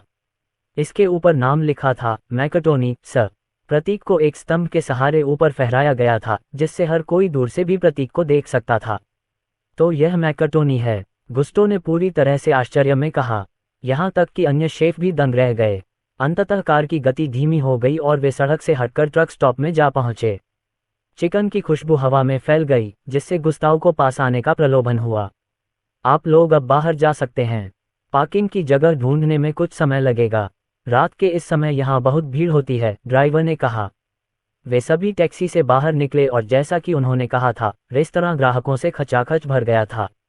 दरवाजे के अंदर प्रवेश करते ही उन्हें काउंटर के पास कतार में खड़े लोगों की एक बड़ी कतार मिली। एक रसोइये ने कहा, यहाँ बहुत भीड़ है, हम अपनी सीटें कैसे ढूंढेंगे। हालांकि जब वे आपस में चर्चा कर रहे थे तो किसी ने उन्हें आवाज़ दी। माफ़ करें, उनके पीछे खड़ी एक महिला ने कहा, कृपया हट जाएं, आपके पीछे बहुत सारे लोग हैं। उन्होंने आगे देखा तो पाया कि बड़ी लाइन पहले ही कम हो चुकी थी। उन्हें इस बात का एहसास ही नहीं हुआ कि लाइन पहले ही आगे बढ़ चुकी थी। थोड़ा ही समय बीता कि आखिरकार चिकन ऑर्डर करने की उनकी बारी आ गई। नमस्ते, क्या मैं आपका ऑर्डर ले सकता हूँ? प्रसन्नचित लामिया कैशियर ने अभिवादन किया। 4 मुर्गियाँ, कृपया, गुस्ताव ने बड़बड़ाते हुए सिक्कों का एक ढेर उसकी ओर बढ़ाया। कैशियर ने उसका ऑर्डर स्वीकार कर लिया और इससे पहले कि वह सिक्के गिनना समाप्त करती, उसके पीछे खड़े एक अन्य कर्मचारी ने पीछे से 4 बक्से निकाले और उसे दे दिए। ये रहा आपका ऑर्डर और आपका बदला हुआ पैसा। धन्यवाद, कृपया फिर आइए। गुस्ताव और अन्य रसोइये ये सुनकर दंग रह गए। इतनी जल्दी? उनका ऑर्डर तो ऐसे ही आ गया। यहाँ तक कि दुनिया के सबसे अच्छे शेफ या सबसे अच्छे रेस्तरां भी इतनी तेजी से ऑर्डर नहीं दे सकते। माफ़ कीजिए, हमने चिकन ऑर्डर किया था और यहाँ केवल एक बॉक्स है। प्लेट कहाँ है? एक शेफ ने पूछा। ये प्लेट है, लामिया ने मुस्कुराते हुए जवाब दिया। बस इस डिब्बे को खोलो और तुम जहाँ चाहो चिकन खा सकते हो। उसने एक डिब्बा खोला और उन्हें एक बिल्कुल साफ सुथरा रसदार चिकन दिखाया जो अभी भी रसोई से लाकर गर्मागर्म निकाला जा रहा था। शेफ जब अपने चिकन के डिब्बों को देख रहे थे तो वे पूरी तरह से हैरान रह गए। उन्होंने कैशियर की ओर देखा तो वह पहले से ही अगले ग्राहक की देखभाल कर रही थी। ये संभवतः उनकी अब तक की सबसे तेज सेवा थी। यह, शेफ गुस्ताव ने धीरे से कहा। उन्होंने उससे पूछा, यह क्या है? यही है, यही तो मैं इस पूरे समय से ढूंढ रहा था। दूसरे शेफ थोड़े हैरान थे। हालांकि चिकन अच्छा था, लेकिन ये जीवन बदलने वाला या ऐसा कुछ नहीं था। इससे कहीं ज्यादा स्वादिष्ट दूसरे व्यंजन भी थे। शेफ गुस्ताव, आपको सचमुच चिकन इतना पसंद है? सांवले रंग के शेफ ने अपना सिर हिलाया। नहीं, मैं इस टेक आउट ऑर्डर की बात कर रहा हूँ।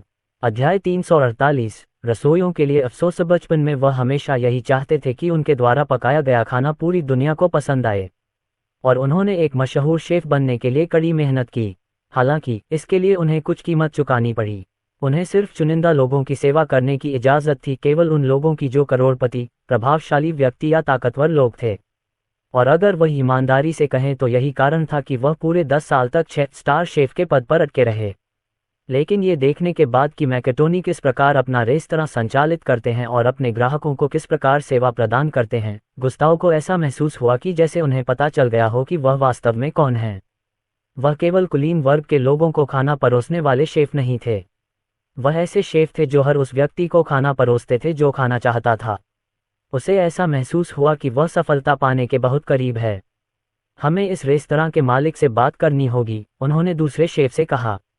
ये तय हो गया है। हम अपने नए रेस्तरां यहाँ मैकटोनी के ठीक बगल में खोलने जा रहे हैं, और हम वही करेंगे जो वे कर रहे हैं। शेफ गुस्ताव के चेहरे पर दिख रहे उत्साह को देखकर दूसरे शेफ आश्चर्यचकित थे। वह लगभग मुस्कुरा रहे थे, और एक बार जब उन्होंने निर्णय ले लिया तो उन्हें पता था कि उन्हें रोकने वाला कोई नहीं है। इसलिए वे उसके साथ काउंटर पर गए और शेफ से मिलने का अनुरोध किया। लामिया कैशियर ने जवाब दिया, निश्चित रूप से। फिर वह रसोई घर में गई और एक मध्यम आयु वर्ग के व्यक्ति को बुला लाई, जिसके बालों के ऊपरी हिस्से में गंजापन दिख रहा था। आप शेफ होंगे, मेरी तरफ से आपको बधाई, गुस्ताव ने उत्साह से कहा। आपका नाम क्या है? मैं टोनी हूँ, शेफ ने जवाब दिया। और उसके पीछे 9 साल का एक छोटा लड़का उसकी टांगों के बीच से झांक रहा था। और यह मेरा बेटा रेमी है। हम दोनों इस रेस्टोरेंट को चला रहे हैं। दोनों शेफ ने हाथ मिलाया और तुरंत टोनी को एहसास हुआ कि वह किसी ऐसे व्यक्ति से बात कर रहा है जो उसका हमउम्र है। मसाले की खुशबू उसकी नाक में घुस गई, जो सिर्फ अनुभवी शेफ को ही महसूस हो सकती है, जिन्होंने रसोई में कई साल बिताए हैं। नमस्कार, शेफ टोनी। यह महान पिरामिडिक कुजीन से सम्मानित शेफ गुस्ताव हैं, शेफ में से एक ने अपने नेता का परिचय देते हुए कहा। हालांकि टोनी का स्वागत उतना अच्छा नहीं था। ऐसा लग रहा था कि वह 200वीं रैंक वाली कंपनी का नाम भी नहीं पहचान पाया था। अहम, दूसरे शेफ ने खांसते हुए कहा।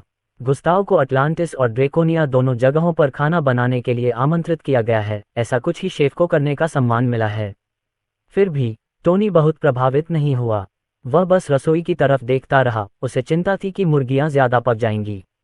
शेफ गुस्ताव ने दूसरे शेफ की शेखी बघारने की कोशिशों को नजरअंदाज कर दिया। इसकी परवाह मत करो, उन्होंने कहा।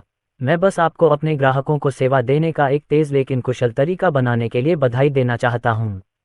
यह इतना अच्छा है कि मैं इसे अपने लिए कॉपी करना चाहता हूँ। सांवले रंग का शेफ खुद ही हंस पड़ा। दरअसल इसीलिए मैंने तुम्हें यहाँ बुलाया है। मैं तुम्हारे साथ एक सौदा करना चाहता हूँ ताकि मैं अपने रेस्टोरेंट को तुम्हारे जैसा बना सकूं। टोनी ने रैमी के बालों को बिखेरा और शेफ गुस्ताव को अजीब सी नज़र से देखा। ये बहुत बढ़िया है, लेकिन मैं वह व्यक्ति नहीं हूँ जिसे आपको इसका श्रेय देना चाहिए। मैं सिर्फ चिकन पकाता हूँ। जहाँ तक रेस्टोरेंट की बात है तो ये सब मेरे बॉस ने ही बनाया है। शेफ गुस्ताव ने अपना सिर झुकाया। आप इस रेस्तरां के मालिक नहीं हैं, हम एक अन्य कंपनी की सहायक कंपनी हैं, टोनी ने खुलासा किया। कौन? पुनर्जन्म। गुस्टो और अन्य शेफ के चेहरों पर एक भयावह भाव छा गया। उनके दिलों में पछतावा घर करने लगा। कुछ दिन पहले ही शेफ गुस्ताव ने उनके साथ मीटिंग के प्रस्ताव को बेरहमी से ठुकरा दिया था, क्योंकि उन्हें लगा कि यह उनके समय के लायक नहीं है। हालांकि रिबॉन रैंकिंग में 450वें स्थान पर था, लेकिन पिरामिडिक कुजीन शीर्ष 200वें स्थान पर था। उन्हें लगा कि उन्हें कभी भी किसी निचली रैंक वाली कंपनी की मदद की ज़रूरत नहीं पड़ेगी। लेकिन अब उन्हें पता चला कि शायद रिबॉन ही उनकी पाककला कौशल में उन्नति की कुंजी थी। मैक्टोनी चिकन के लिए ध्रुव का टेक आउट विकल्प एक शानदार सफलता थी। वे न केवल रेस्तरां में भीड़भाड़ की समस्या को हल करने में सक्षम थे, बल्कि वे इस प्रक्रिया में बहुत अधिक ग्राहकों को लाने में भी सक्षम थे। लोगों को सड़क पर तथा रेस्तरां से दूर खाना खिलाना एक अच्छा विपणन कदम साबित हुआ, जिससे लोगों को गोल्डन रोड के मध्य स्थित रेस्तरां के बारे में जानकारी मिली। उन्होंने तो यहाँ तक सुना था कि लोग मैकेटोनीज का स्वाद लेने के लिए विशेष रूप से ट्रक स्टॉप तक आते हैं। एक दिन जब वह अंगोरा शहर में अपने मुख्यालय में आराम कर रहे थे, तब अचानक शर्वानी उनसे मिलने आए और उनके लिए कुछ समाचार लेकर आए। भगवान ध्रुव, आपसे मिलने के लिए यहाँ कुछ लोग आए हैं, उसने कहा। वे कौन हैं? उसने पूछा। ये रसोई हैं, भगवान ध्रुव। बेशक, उसने पिरामिडिक कुजीन कारवां के बारे में सुना था जो अंगोरा शहर में आया था। शैडो ऑक्स उसे हर समय उनके बारे में जानकारी देते रहते थे। उसने कैस्टेल के निमंत्रण को अस्वीकार करने के बारे में भी सुना था। अब वह इससे बहुत नाराज नहीं था, लेकिन वह जानता था कि कैस्टेल इस विफलता के लिए खुद पर बहुत अधिक बोझ डाल रही थी, भले ही वह इसे बिल्कुल भी विफलता नहीं मानता था। ध्रुव ने पूछा, क्या वे मैकेटोनी के कारण यहाँ हैं? शर्वानी ने अपने हाथों में रखे कागजों को पलटते हुए सिर हिलाया। हमारे शैडोज के अनुसार वे हाल ही में ट्रक स्टॉप से लौटे हैं, जहां उनकी मुलाकात टोनी से हुई थी। उसने उनसे कहा था कि वे यहां आकर आपसे मिलें। ठीक है, उन्हें अंदर ले आओ, उन्होंने शर्वानी से कहा। सफ़ेद बालों वाला ड्रैगनबोन कर्तव्य निष्ठा से कमरे से बाहर आया और आगंतुकों को पहली मंजिल पर ले गया। इस बीच ध्रुव ने किंग्स क्षेत्र में अपनी एक छाया भेजी और कैस्टेल को सीधे अंगोरा शहर पहुंचा दिया। नौकरानी से सीईओ बनी महिला इस अचानक तबादले से पूरी तरह हैरान थी। युवा मास्टर, उसने प्रणाम करते हुए कहा, मुझे आपसे मिलने की उम्मीद नहीं थी। हम किसी के साथ एक महत्वपूर्ण बैठक करने वाले हैं। हमारी कंपनी के सीईओ के रूप में आपकी विशेषज्ञता की यहाँ आवश्यकता है। कास्टेल ने तुरंत अपना सिर हिलाया और ध्रुव से दूर हट गई। अरे नहीं, यंग मास्टर, मैं सीईओ के कर्तव्यों को ठीक से पूरा करने में असमर्थ थी। मैं लगातार असफल रही। मैं आपकी परियोजनाओं के लिए सामग्री जुटाने में विफल रही हूँ, और अब मैं पिरामिडिक कुजीन से जुड़ने में भी विफल रही हूँ। वे शायद अब फ्लेरेकॉप का पक्ष लेंगे। ध्रुव ने उसकी पीठ थपथपाई और उसे सांत्वना दी। उस समय तुम कुछ नहीं कर सकती थी, लेकिन अब तुम इसे बदल सकती हो। हम अभी शेफ से मिल रहे हैं। कास्टेल की आंखें चौड़ी हो गईं, और इससे पहले कि वह विरोध कर पाती, दरवाज़ा खुला और 4 प्रतिष्ठित शेफ ध्रुव के दफ्तर के अंदर आ गए। वह काले रंग का सफ़ेद बालों वाला आदमी तुरंत ध्रुव के पास आया और उससे हाथ मिलाया। आपसे मिलकर खुशी हुई। टेक आउट बॉक्स का आविष्कार करने वाले व्यक्ति का अभिवादन करना सम्मान की बात है, गुस्ताव ने कहा। उनकी आंखें सच्ची प्रशंसा से भरी हुई थीं। अध्याय 349, रसोइयों के साथ बातचीत। ध्रुव को इस बात पर कोई आश्चर्य नहीं हुआ। ऐसा लग रहा था कि सांवले रंग का ये शेफ फास्ट फूड रेस्तरां की संभावनाओं को पहचान सकता था। ध्रुव ने सोचा, मुझे लगता है कि अपनी कंपनी में शीर्ष शेफों में से एक होना उसके लिए योग्यता है। गुस्ताव के बगल में बैठे एक शेफ ने कहा, खुशी मनाओ। शेफ गुस्ताव का रेस्तरां आपके इलाके में स्थापित होना एक सौभाग्य की बात है, जिसके लिए कई लोग जान भी दे सकते हैं। अब क्या हम मुनाफे और फीस के बंटवारे के बारे में बात करेंगे? हमारा प्रस्ताव है कि हम आपके क्षेत्र को हमारे रेस्तरां के आधार के रूप में उपयोग करने के बदले में रिबॉन कंपनी को मुनाफे का 0.5% शुल्क देंगे। लेकिन इससे पहले कि अन्य शेफ चर्चा शुरू कर पाते, ध्रुव ने अपना हाथ उठाकर बातचीत को बीच में ही रोक दिया। रुको, उन्होंने कहा, मैंने अभी तक सहमति नहीं दी है। तीनों शेफ के लिए उनकी बातें किसी अजनबी भाषा की तरह थीं। अगर दुनिया की 200वीं रैंक वाली कंपनी का कोई शीर्ष शेफ आपके इलाके में रेस्टोरेंट खोलने के लिए कहे, तो आपको बिना सोचे समझे उसे स्वीकार कर लेना चाहिए। लेकिन ऐसा लग रहा था कि ध्रुव को यह मेमो समझ में नहीं आया। क्या आप ये कह रहे हैं कि आप शेफ गुस्टो को अस्वीकार करते हैं? उन्होंने ध्रुव से पूछा। मैंने ऐसा नहीं कहा, मैं बस इतना कह रहा हूं कि बातचीत अभी खत्म नहीं हुई है। मैंने अभी तक आपसे कोई प्रस्ताव नहीं सुना है। ये सुनकर वे और भी हैरान हो गए। होना तो इसके उलट था। ध्रुव को शेफ गुस्ताव को अपने इलाके में खाना बनाने के लिए मनाने की कोशिश करनी चाहिए थी। लेकिन ध्रुव ही ऐसा बोल रहा था जैसे उसे ही लुभाया जा रहा हो। एक शेफ ने तर्क दिया, ये केवल उनका नाम ही नहीं है, बल्कि पिरामिडिक भोजन का ब्रांड भी है। केवल इतना ही नहीं, बल्कि पिरामिडिक क्यूसीन के अंतर्गत आने वाली सभी सहायक कंपनियां भी उनके इस कदम का अनुसरण करेंगी। हमारी सभी कंपनियां निचले 400वें स्थान पर हैं, जो कि सम्मानपूर्वक रिबॉन से ऊपर है। शेफ गुस्ताव की पसंद को संतुष्ट करने के लिए आपको ही इस समझौते में लाभ जोड़ने का प्रयास करना चाहिए। ध्रुव शांत रहा जबकि तीनों रसोइये उससे बहस करने की कोशिश कर रहे थे। और मैं ऐसा क्यों करूंगा? ध्रुव ने अपनी कुर्सी पर आराम से झुकते हुए पूछा। मुझे पता है कि भविष्य में वह जगह कितनी कीमती होगी। ट्रक स्टॉप पर हर महीने लाखों लोग आएंगे। फिर ध्रुव ने शर्वानी को पास आने और अपने हाथों में पकड़े हुए कागजात लाने का इशारा किया। उसने इसे मेज पर फैला दिया, जिससे गुस्ताव और शेफ को पता चल गया कि रिबॉन को आज ही कितने अलग अलग ऑफर मिले हैं। आप लोग ही अकेले नहीं हैं जिन्होंने मैक्टोनी की लोकप्रियता पर ध्यान दिया है। अंगोरा शहर का लगभग हर रेस्तरां मुझसे ट्रक स्टॉप में जगह देने की भीख मांग रहा है। और वे जो पेशकश कर रहे हैं, उसके हिसाब से मुझे कोई कारण नहीं दिखता कि आपको उनसे आगे जगह मिलनी चाहिए। रसोइये व्याकुलता से अनुबंध आवेदनों को देखने लगे। जब उन्होंने आंकड़े देखे तो उनकी आंखें चौड़ी हो गईं। 20 वर्ष का निश्चित पट्टा, लाभ साझेदारी, क्या कोई आपकी सहायक कंपनी बनने को भी तैयार है? उन्हें इस बात पर यकीन नहीं हो रहा था कि ये रेस्तरां ट्रक स्टॉप में जगह पाने के लिए इतनी बड़ी रकम देने को तैयार थे। वास्तव में मुझे आपके प्रस्तावों पर विचार ही नहीं करना चाहिए था। क्या आपने मेरे सीईओ के प्रस्ताव को अस्वीकार नहीं किया था जब उसने आपसे मिलने के लिए कहा था? मुझे याद है कि आपने अपने पत्र में इसे समय की बर्बादी कहा था। दूसरे शेफ्स को उस पत्र में लिखे शब्दों पर पछतावा हुआ। वे 200वीं रैंक वाली कंपनी के गौरव के साथ काम कर रहे थे, इसलिए उन्होंने सोचा कि वे बिना किसी परिणाम के ऐसे कठोर शब्दों से बच सकते हैं।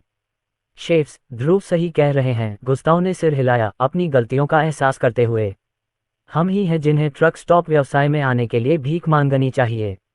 आपने देखा कि कैसे यह अकेला मैकेटोनी ग्राहकों के मामले में हमारे सबसे अच्छे रेस्तरां को भी मात दे रहा है।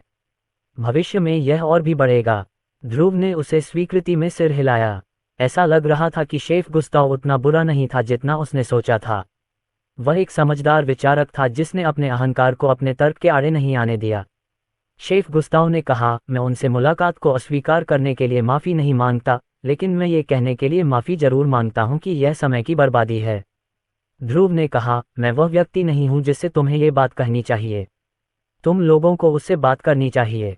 उन्होंने कैस्टेले की ओर इशारा किया, जो ध्रुव की कुर्सी के पीछे बैठकर बातचीत सुन रहा था।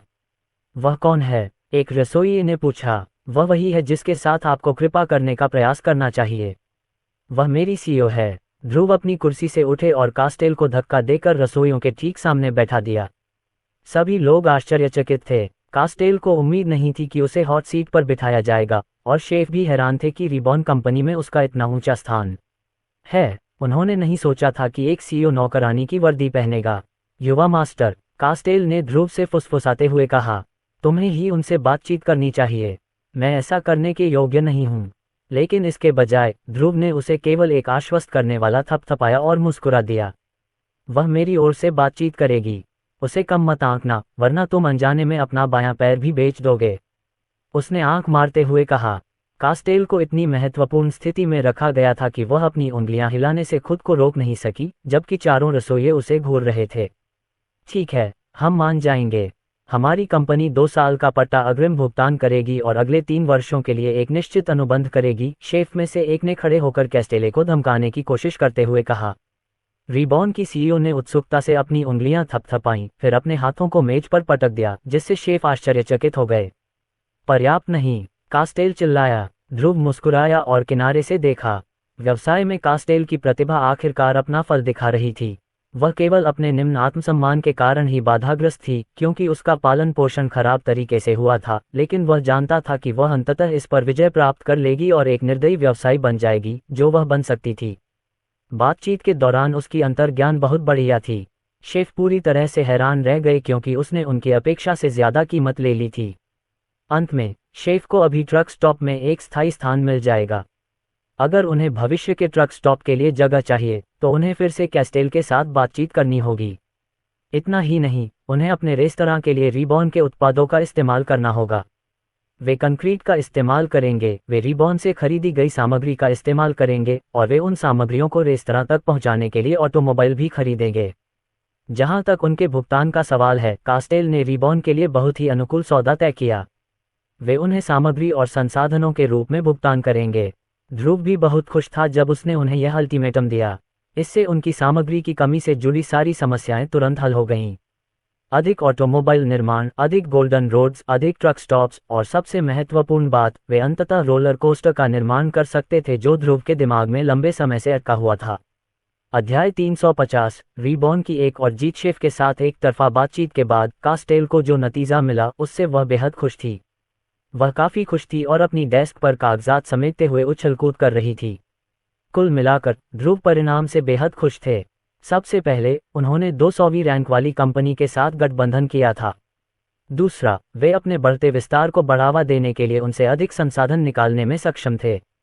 और तीसरा और सबसे महत्वपूर्ण बात, कैस्टेल ने सीईओ के रूप में अपना आत्मविश्वास वापस पा लिया था। उसने उसे और खुद को ये साबित कर दिया था कि वह इन उच्च दांव वाली बातचीत को उससे भी बेहतर ढंग से संभाल सकती है। अब ध्रुव को यकीन था कि कास्टेल रिबॉर्न कंपनी में एक और अजेय शक्ति बन जाएगी, जो उत्तर की ओर विस्तार करते हुए क्वींस क्षेत्र से निपटने में उसकी मदद करेगी। शेफ गुस्ताव ने ध्रुव से हाथ मिलाते हुए कहा, आपके साथ काम करना खुशी की बात होगी। मुझे भी ऐसा ही लगता है, उसने जवाब दिया। चूंकि आप रीबॉर्न के मित्र हैं, इसलिए हमारे मुख्यालय को अपना घर समझें। जब तक हम अंगोरा शहर में आपका नया निवास नहीं बना लेते, आप यहाँ रह सकते हैं। ये भी उनके लाभों में शामिल था। रीबॉर्न को क्वींस क्षेत्र के दक्षिणी सिरे पर उनके रेस्तरां और उनके घर बनाने में उनकी मदद करनी होगी। बेशक उन्हें पूरी चीज का भुगतान करना होगा। मुझे लगता है कि बेहतर होगा कि हम पहले ट्रक स्टॉप पर जाएं। शेफ टोनी और उनके रेस्तरां से परिचित होना अच्छा रहेगा। ध्रुव ने हार के बाद भी उस व्यक्ति की विनम्रता से सहमति जताते हुए सिर हिलाया। अब यदि आप मुझे क्षमा करें, तो मुझे अपने रसोइयों को सांत्वना देनी होगी, गुस्ताव ने कहा, और 3 अन्य रसोइयों की ओर बढ़े जो बातचीत के बाद काफी हताश दिख रहे थे। उन्हें नहीं पता था कि वे अपनी कंपनियों को कैसे समझाएंगे कि उन्होंने कैस्टेल को बातचीत से इतने सारे लाभ लेने दिए। बातचीत पूरी होने के बावजूद वे काफी उदास थे। शेफ गुस्ताव के साथ ध्रुव की मुलाकात से अंगोरा शहर के साथ साथ अन्य क्षेत्रों की कंपनियों में भी काफी हलचल मच गई। ये स्पष्ट हो गया कि उन दोनों के बीच एक समझौता हो गया था जब उन्होंने शेफ गुस्ताव और अन्य शेफों को प्रीतम के साथ रेबॉनियन क्षेत्र में रहते हुए देखा। ये खबर फिर से सुर्खियों में आई। किसी तरह 450वीं रैंक वाली कंपनी 200वीं रैंक वाली कंपनी के साथ सौदा करने में सफल रही। थोड़ी और खोजबीन के बाद कई लोगों को इस सौदे की प्रकृति के बारे में पता चला। ये ट्रक स्टॉप में एक स्थान था। इस समय मैकेटोनी की सफलता के बारे में बहुत से लोग जानते थे और वे सभी इसका हिस्सा बनने में रुचि रखते थे। हालांकि जब उन्हें पता चला कि प्रसिद्ध पिरामिडिक व्यंजन भी दिलचस्प है, तो उन्माद बहुत अधिक बढ़ गया। ट्रक स्टॉप में जगह के लिए कास्टेल को लगातार अनुरोधों का सामना करना पड़ा। हालांकि ट्रक स्टॉप में केवल 20 स्थान ही खाली थे और लगभग 50 लोग एक स्थान के लिए प्रतिस्पर्धा कर रहे थे। जैसा कि कैस्टेल से उम्मीद की जा रही थी, वह इस मान का लाभ उठाकर उन लोगों से अधिक लाभ प्राप्त करने में सफल रही जो एक स्थान चाहते थे। वह समझौते में एक संसाधन खंड शामिल करने में सफल रही जिसके तहत सभी पक्षों को अपनी सामग्री से भवन निर्माण के लिए धन देना था और रीबॉर्न के लिए थोड़ा अतिरिक्त धन देना था। कुल मिलाकर ध्रुव के पास अपनी सभी परियोजनाओं तथा भविष्य के लिए धन जुटाने हेतु पर्याप्त संसाधन मौजूद थे।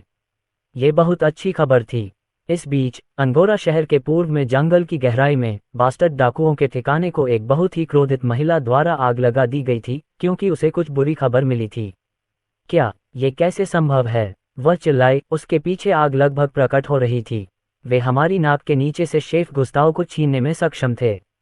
हमने उन्हें ये पूरा जंगल भी देने की पेशकश की। रीबॉर्न ने उन्हें क्या पेशकश की?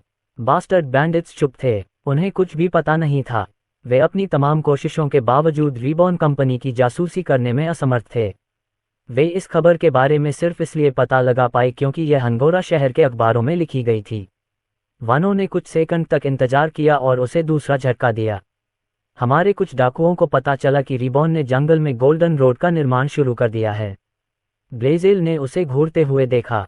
बस यही है, वह दहाड़ उठी। मैं रीबॉर्न के खिलाफ एक व्यापक युद्ध की घोषणा कर रही हूँ। अपनी सारी ताकतों का इस्तेमाल करके उनके गोल्डन रोड के साथ उनकी किसी भी प्रगति को नष्ट कर दो। वानो ने अपने खोए हुए हाथ के स्टंप को खरोंचते हुए कहा, हम में से लगभग आधे लोग पहले से ही गायब हैं।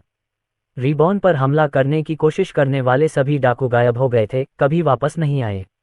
और यह सब ब्लेजेल और जंगल के बाहर लड़ने की उसकी मूर्खतापूर्ण चाल की बदौलत हुआ। मुझे इसकी परवाह नहीं है। ऐसा करो, नहीं तो मैं तुम सबको खुद जला दूंगी, उसने चेतावनी दी। वानो ने अपने होंठ भींचे और उसके कमरे से बाहर चला गया। अफसोस, उसे अपने और आदमियों को वहां एक हारी हुई लड़ाई लड़ने के लिए भेजना पड़ेगा। इस बीच ध्रुव को बहुत खुशी हुई और उसने तुरंत स्वयं को रीबॉर्न राष्ट्र में वापस भेज दिया। ललित ने उनका स्वागत किया और उन्हें परियों की सारी शरारतों के बारे में बताया जब वह वहां नहीं थे। जैसा कि अपेक्षित था, वे खाने पीने में व्यस्त थे और जो भी भावनाएं उन्हें महसूस हो रही थीं, उन्होंने उसे खा लिया। स्थानीय लोगों और पर्यटकों ने खुद को शरारतों का शिकार पाया, जो ज्यादातर हानिरहित थीं, उनके भीतर भावनाएं जगाने के लिए। उन्होंने बताया कि उन्हें अजीबोगरीब रोशनी उनके ऊपर मंडराती हुई दिखाई देती थी, जो देर रात को भी फुसफुसाती और उन्हें कुछ करने के लिए उकसाती थी। विवी कहाँ है? उसने ललित से पूछा। येलो होबमनकी के सीनियर खिलाड़ी ध्रुव को बेसबॉल के मैदान में ले गए, जहां उस समय खेल चल रहा था। रात हो चुकी थी और स्टेडियम की लाइटें पूरी तरह जल रही थीं क्योंकि दो टीमें एक दूसरे से भिड़ रही थीं। ये किंग्सब्रिज ड्राइवर्स बनाम प्रशंसकों की पसंदीदा इंजीनियर्स का मुकाबला था। किंग्सब्रिज ड्राइवर्स को दोनों में से कमतर माना जाता था क्योंकि उनकी टीम हाल ही में बनी थी। बेसबॉल शुरू होने के बाद से अभ्यास कर रहे इंजीनियर्स की तुलना में उनके कौशल का स्तर निश्चित रूप से कम था। हालांकि जब ध्रुव ने बड़े स्कोरबोर्ड को देखा तो वह 9वीं पारी में ड्राइवर्स को 7-4 से आगे देखकर आश्चर्यचकित हो गया। प्रशंसकों के पसंदीदा इंजीनियर्स के स्टार खिलाड़ी के एक और गेंद चूक जाने पर रोना धोना और निराशा की चीखें सुनाई देने लगीं। उनका इतना खराब प्रदर्शन करना काफी अजीब था, और निश्चय ही ध्रुव ने इस पूरी घटना के अपराधी को देख लिया। निराश भीड़ और खिलाड़ियों को पता नहीं था कि बेसबॉल मैदान के चारों ओर रोशनी के ये छोटे छोटे धब्बे घूम रहे थे। जब भी कोई गेंद फेंकी जाती थी तो उनमें से एक लाइट अंतिम सेकंड में गेंद की दिशा बदल देती थी, जिससे बल्लेबाज हिट करने से चूक जाता था या आउटफील्डर को गेंद को पकड़ना पड़ता था। परियां इंजीनियरों को हरा रही थीं। अब यह बिल्कुल स्पष्ट था कि वे ऐसा क्यों कर रहे थे। भले ही वह खुद परी न था, फिर भी वह भीड़ के भीतर भारी निराशा और उदासी को महसूस कर सकता था। ये परियों के लिए एक दावत थी। शुक्र है कि यह सिर्फ एक प्रदर्शन खेल था और रैंकिंग मायने नहीं रखती थी। लेकिन फिर भी परियों ने एक सीमा पार कर ली थी। वह तुरंत इंजीनियर्स के डगआउट में घुस गया। उसे देखकर सभी लोग आश्चर्यचकित हो गए और उसके सामने सिर झुकाकर खड़े हो गए। वह तब तक चलता रहा जब तक कि वह टीम के स्टार खिलाड़ी के सामने नहीं आ गया। फिर उसने उस लड़के की टोपी पकड़ी और उसे चुटकी से दबाया, जिससे उसके नीचे छिपी एक छोटी सी परी दिखाई दी। यह विवी था। अध्याय 351, परियों की सजा है। विवी ने अपने गालों की ओर इशारा करते हुए और मासूमियत से अपना सिर झुकाते हुए हंसते हुए कहा, मैंने तुम्हें दूसरों की भावनाओं से खिलवाड़ करने के बारे में क्या बताया था? लेकिन ये राष्ट्र इतना स्वादिष्ट है। हर किसी की भावनाएं इतनी बड़ी हुई हैं कि हम उन सभी को खा सकते हैं। अंततः अन्य परियां भी प्रकट हुईं और सभी खिलाड़ियों के सिर के ऊपर दिखाई देने लगीं। इससे आप सभी को अन्य लोगों के जीवन में हस्तक्षेप करने से छूट नहीं मिल जाती। ध्रुव को अपने देश में परियों को आज़ाद करने के लिए खुद पर गुस्सा आ रहा था। वे एक जंगली कुत्ते की तरह थे जिन्हें पूरी जिंदगी पिंजरे में बंद करके रखा गया था और उसने उन्हें हड्डियों और मांस का एक बड़ा हिस्सा पेश किया था। कोई आश्चर्य नहीं कि वे खुद को रोक नहीं पाए। ये भी उसकी गलती थी कि उसने अभी तक रोलर कोस्टर नहीं बनाया था। विवी और अन्य परियों ने जब ध्रुव की निराशा देखी तो शर्म से सिर झुका लिया।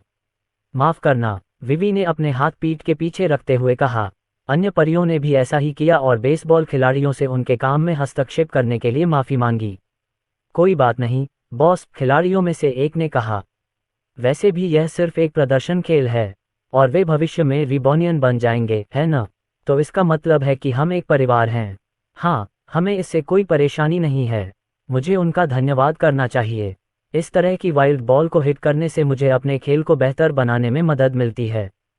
खिलवाड़ किए जाने के बावजूद रिबोनियन बेसबॉल खिलाड़ी परियों की शरारतों को जानकर बहुत नाराज नहीं हुए। इसके बजाय वे अपनी स्थिति को अच्छी तरह समझते थे। हालांकि वे परियों के बारे में ज़्यादा नहीं जानते थे, लेकिन वे जानते थे कि उन्हें खुद को बनाए रखने के लिए भावनाओं की ज़रूरत है। ललित ने उन्हें बताया था कि परियां ध्रुव की मेहमान हैं, इसलिए प्रीतम के तौर पर यह उनकी जिम्मेदारी है कि वे उन्हें यथासंभव सहज महसूस कराएं। अगर उन्हें खुश और संतुष्ट महसूस कराने के लिए एक अर्थहीन खेल हारना पड़ता तो वे इससे ज़्यादा खुश नहीं होते। फिर खिलाड़ियों ने परियों से अपना परिचय दिया और उनके अस्तित्व पर अविश्वास व्यक्त किया। बहुतों को लगा कि वे सिर्फ मिथक हैं, लेकिन वे यहाँ थे, पुनर्जन्म की भूमि पर। परियां प्रीतम की प्रतिक्रिया से बहुत हैरान थीं। उन्हें समझ नहीं आ रहा था कि क्या करें। जब भी वे किसी की भावनाओं के लिए मजाक करते थे तो उनके शिकार हमेशा परियों से घृणा महसूस करते थे। वे उनके कार्यों से घृणा करते थे और उनसे दूर भागते थे, या इससे भी बदतर, उन्हें मारने की कोशिश करते थे। आखिरकार इस तरह से खिलवाड़ करना कोई सुखद अनुभव नहीं था। इससे वे खुद को असुरक्षित महसूस करते थे। यही वजह थी कि ज्यादातर प्रतिक्रियाएं लड़ने या भागने की प्रतिक्रिया थीं। लेकिन अपने जीवन में पहली बार उन्हें अपने शिकारों द्वारा स्वागत किया जा रहा था। प्रीतम सभी अच्छी तरह से समायोजित और संतुष्ट थे। वे जानते थे कि परियों का कोई बुरा इरादा नहीं था और उनके कार्यों से उन्हें कोई नुकसान नहीं हुआ। जब रेबोनियन बेसबॉल खिलाड़ी उनसे बात करने की कोशिश कर रहे थे तो वे सभी असहजता से खड़े थे।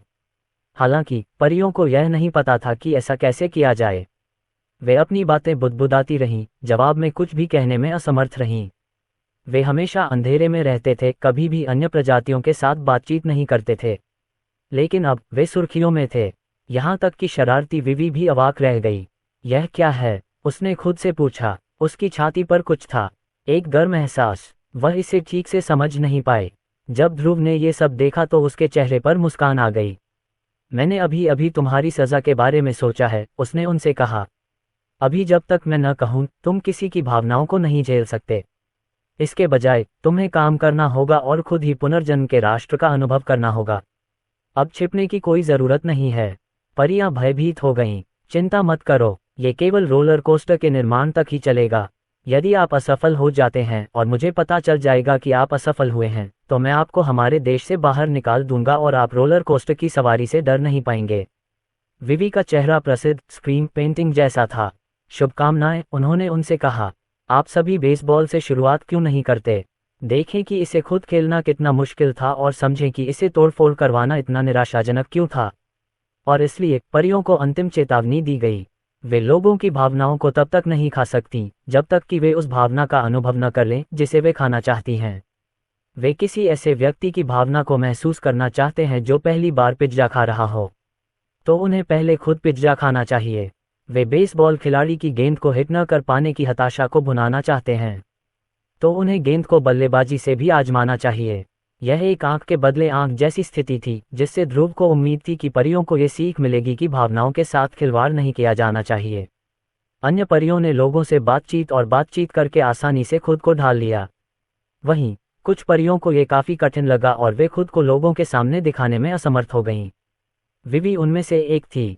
उसे शरारतें करना और किसी की भावनाओं को प्रभावित करना बहुत पसंद था। हालांकि उसे ऐसा करने से मना किया गया था। ध्रुव ने उसे हमेशा अपने पीछे पीछे चलने के लिए कहा। मुझे भावना की जरूरत है, उसने व्यग्रता से कहा। उसकी पलकों के नीचे काले निशान थे, जैसे कि वह 2 दिनों से सोई नहीं हो, जबकि ध्रुव ने कुछ ही घंटे पहले इस नियम का पालन किया था।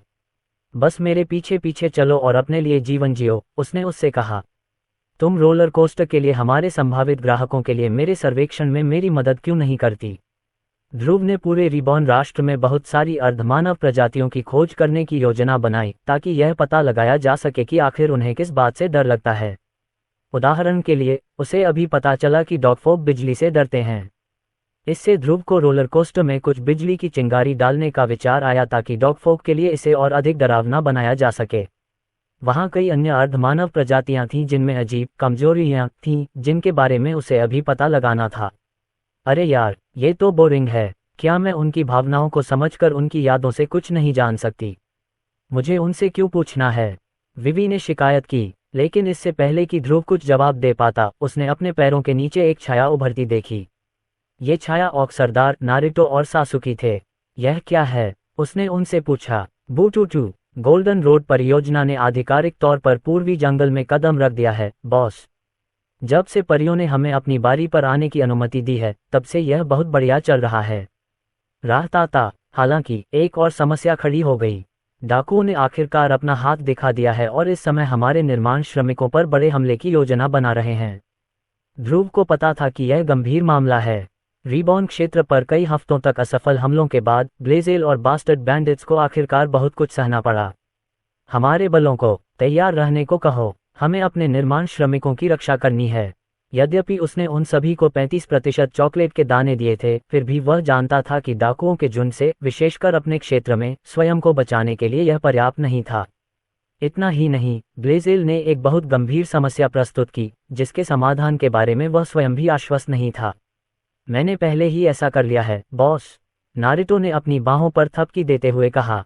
मैंने ये भी सुनिश्चित कर लिया है कि टकराव शुरू होने से पहले मैं अपने हाई शैडोज को किसी भी डाकू को पकड़ने के लिए इलाके की तलाशी लेने के लिए भेज दूं। इस समय मेरे हाई शैडोज निर्माण श्रमिकों की रक्षा कर रहे हैं। वे ड्रैगन बॉन्स की प्रतीक्षा करते समय उनकी रक्षा करना सुनिश्चित करेंगे, सासुकी ने कहा। ध्रुव घुटनों के बल बैठ गया और बोला, हम कितने सैनिकों की उम्मीद कर रहे हैं? लगभग 1000, सर। बास्टर्ड बैंडिट्स विविध मानव और अर्ध मानव जनसांख्यिकी का एक संग्रह है। उसकी भौहें ऊपर उठ गईं, उसके दिमाग में एक विचार पनप रहा था। क्या होगा अगर वह एक साथ कई काम कर सके? रोलर कोस्टर सुविधाओं पर प्रयोग करते हुए बास्टर्ड बैंडिट से लड़ना।